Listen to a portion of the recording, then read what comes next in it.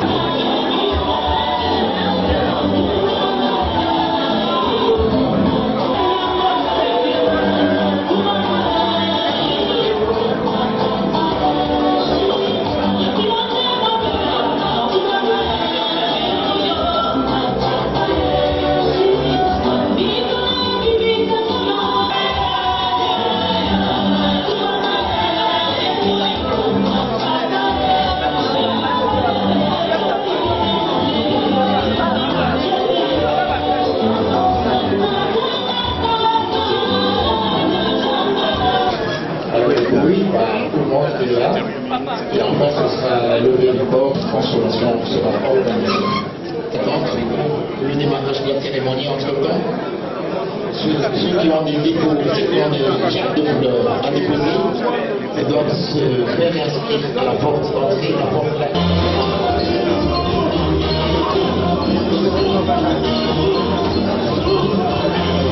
À tout le monde qui est ici, pour que tout se passe dans la joie, dans la fraternité et dans l'amour.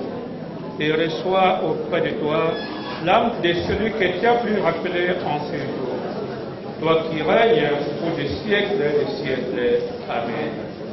Au nom du Père, et du Fils et du Saint-Esprit. Amen. Chers frères et sœurs en Christ, bonjour.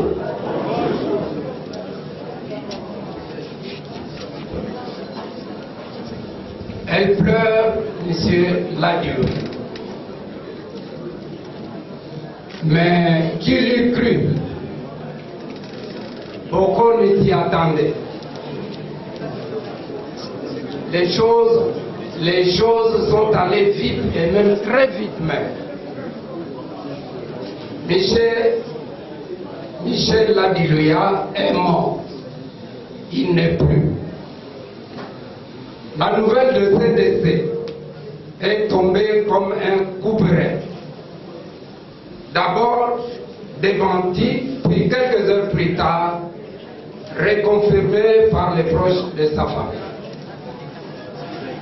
Le 14 décembre dernier, toute la presse écrite, filmée et parlée est dans les mois, dans la tristesse. inconsolable, l'un des monuments de la presse congolaise s'est écroulé.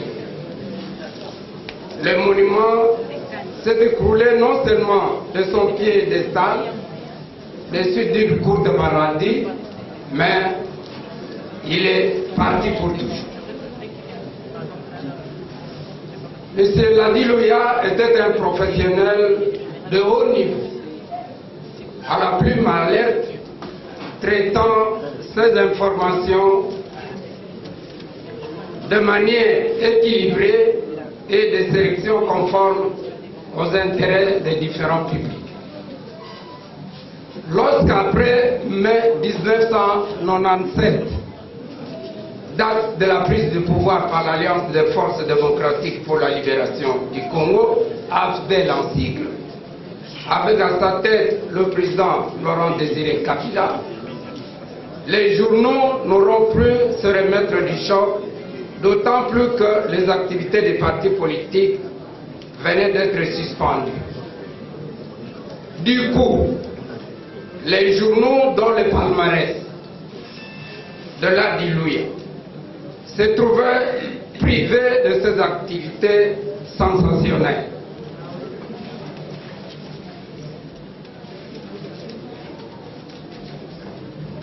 Ainsi, comme les partis politiques, beaucoup de journaux seront disparus, ne pouvant plus tenir financièrement. Des 59 journaux qui paraissaient à l'époque à Kinshasa, seuls 12 ont pu résister.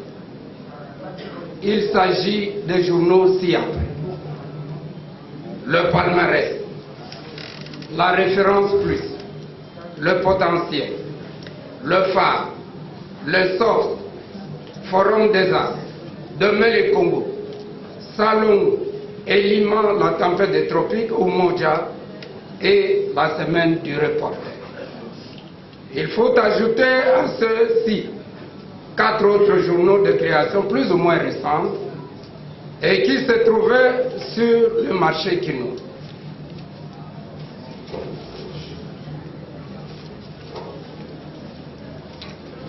Avec l'évolution, le journal de Louya, au départ hebdomadaire, deviendra progressivement bi-hebdomadaire, puis tri-hebdomadaire, avant de se transformer en quotidien.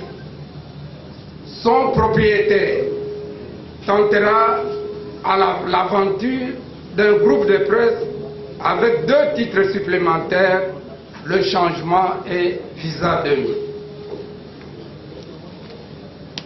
Michel Ladi Louya, avec la création plus tard de sa chaîne de télévision Mirador, se révélera comme un grand bosseur, un grand travailleur, travaillant bien entendu jour et nuit pour son groupe de presse,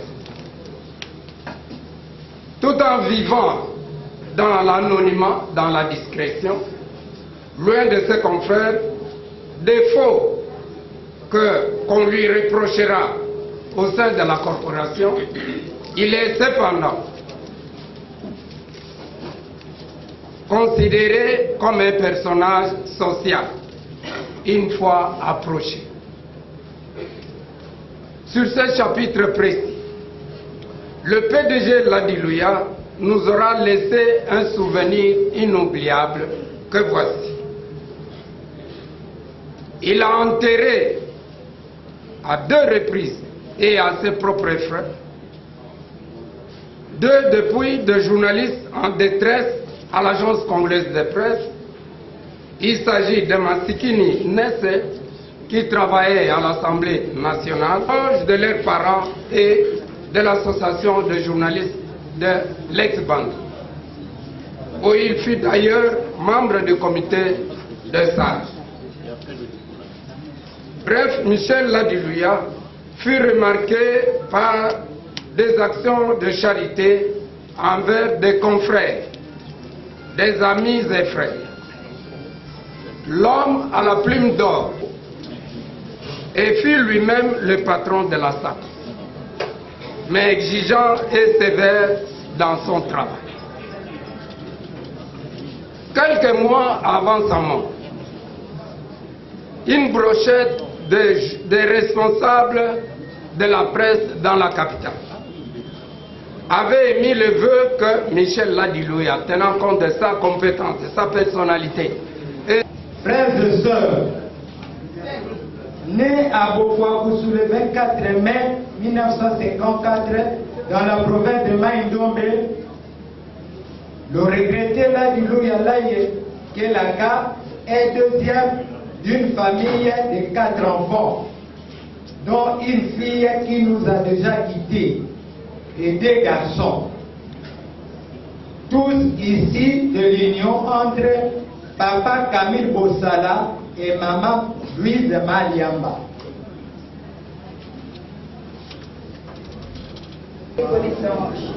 Avant tout, permettez-moi de vous appeler les salutations au nom de la famille Louya. Vous savez, la mort et la vie constituent les 2 faces d'une même réalité. En effet, on meurt parce qu'on a existé. L'idée de la mort nous tient deux. Essayons en tout cas de prendre les choses avec philosophie, en s'interrogeant les uns et les autres si la mort est réellement la fin d'une vie. Remarquez, chers frères et sœurs, on arrive au monde sans tout ce monde autour de nous, sans relation. Et voici comment Ladilouya et la traçabilité de la voie journalistique qu'il s'est donnée sont indéniablement très poussées, très élevées, et on fait de lui. De cette correspondance, nous recevions également les revues éditées par les amis de la section littéraire de l'Institut Patrice Emery Lumumba de Limete. C'est comme ça qu'est né le palmarès. Mais un deuxième témoignage, c'est le fait que quand les jeunes gens à la télé l'appellent le génie, dans mon petit coin je dis j'acquiesce. Michel Ladilouya a été un génie. Pour preuve, quand nous avons fait notre parcours en section littéraire, c'était le moment où le président Mobutu avait des problèmes avec le clergé catholique et ça a eu des retombées sur la gestion des écoles. En 4e année littéraire, nous étions obligés de faire une fusion avec les filles. Parce qu'avant cela, on ne pouvait pas mettre dans une même classe filles et garçons. Nous sommes allés, nous, au lycée, et là, nous avons fait notre 4e année littéraire. Mais après, notre section a été déplacée à l'Athénée d'Inongo. Et là, c'était les déboires, parce que nous n'avions pas de professeurs, suffisamment de professeurs pour nous encadrer, suffisamment d'instituteurs pour nous encadrer. Alors, que faisions-nous? Les 5 premiers de la classe, dont Michel Ladilouya, nous nous sommes dit, nous devons à tout prix passer nos examens d'État. Et comment arriver à le faire? C'est essayer, dans la mesure du possible, de parcourir le programme requis pour ce faire. Alors, nous sommes félicités pour son témoignage. Aujourd'hui, je tiens d'abord à présenter les vives condoléances à la famille de Michel, à ses enfants, à ses parents, à toutes ses connaissances, mais aussi à tout le public qui est là, parce que nous venons de perdre un grand journaliste, un grand président de groupe de presse dans le paysage audiovisuel de la République démocratique du Congo. Michel était un intellectuel polyvalent, comme on vient de le dire tout à l'heure. Je ne l'ai pas connu avant d'aller en exil. J'ai connu Michel après mon exil. Et il s'est créé une grande amitié entre ce grand journaliste et moi, politicien. Michel, comme on dit, le journaliste mène à tout. Et effectivement, en plus d'être un grand homme de presse, il était aussi un grand consultant pour nous, politiciens. Je me rappelle moi-même une intervention à faire au niveau de Mirador. Michel ne voulait pas que je passe un article de presse sans qu'il le passe au peigne fin. Et comme on a dit tout à l'heure, moi-même j'étais littéraire. Je fais les crocolatines. Mais Michel avait toujours quelque chose à dire dans tout ce que je voulais effectivement faire publier. Et c'est toujours dans le sens de l'amélioration de ce que je voulais faire. La langue française, j'ai aimé tout à l'heure ce qu'on vient de dire. C'est peut-être un Français qui s'ignorait. Parce qu'effectivement, Michel maîtrisait parfaitement la langue française. Il y a beaucoup de gens peut-être qui ne le connaissaient pas, mais franchement, la République aujourd'hui est en deuil. On ne s'imagine pas.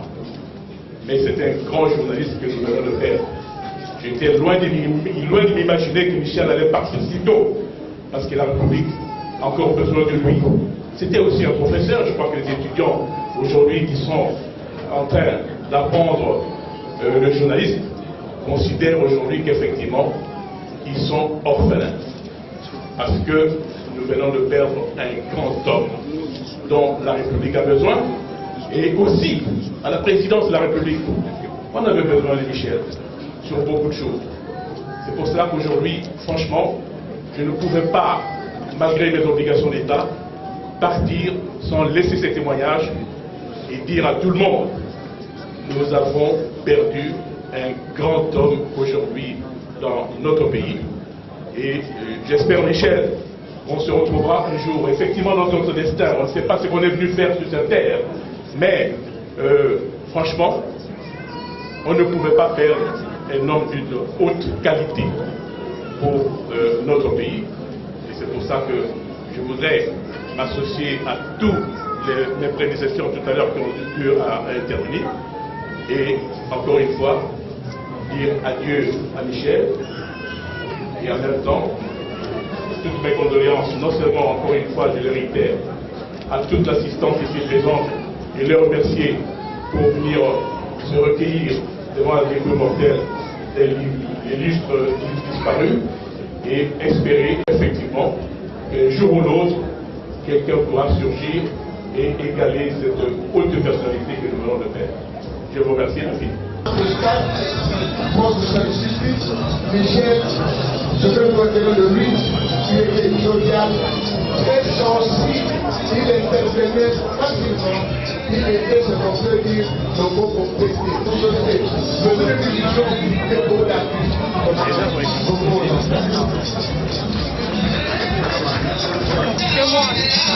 Maison Chata. Nous mettons dans un moment africain. Que vous connaissez tous. Le frère qui s'est passé, c'est en promesse. Pour vous ceci.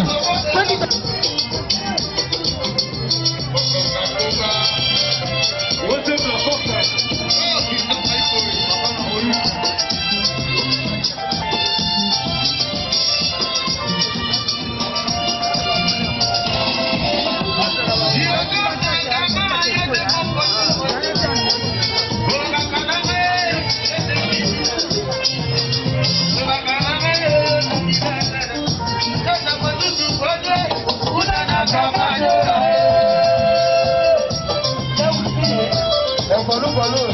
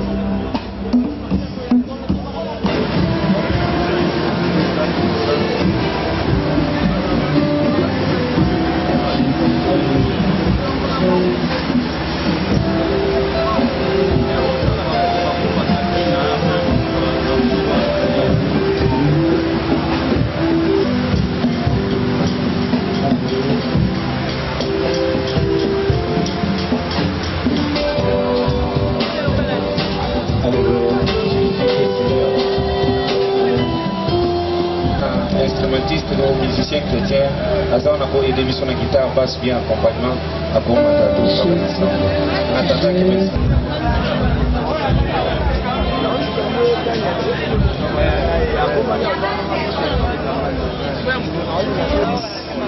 Parce que Jésus-Christ est notre Seigneur.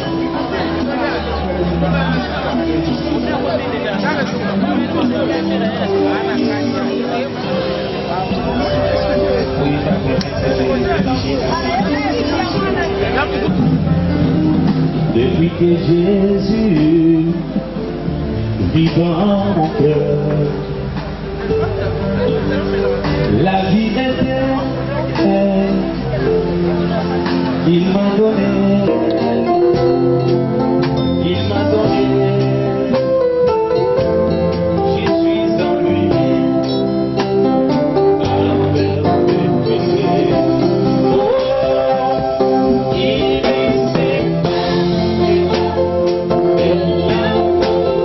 je prie, C'est là où on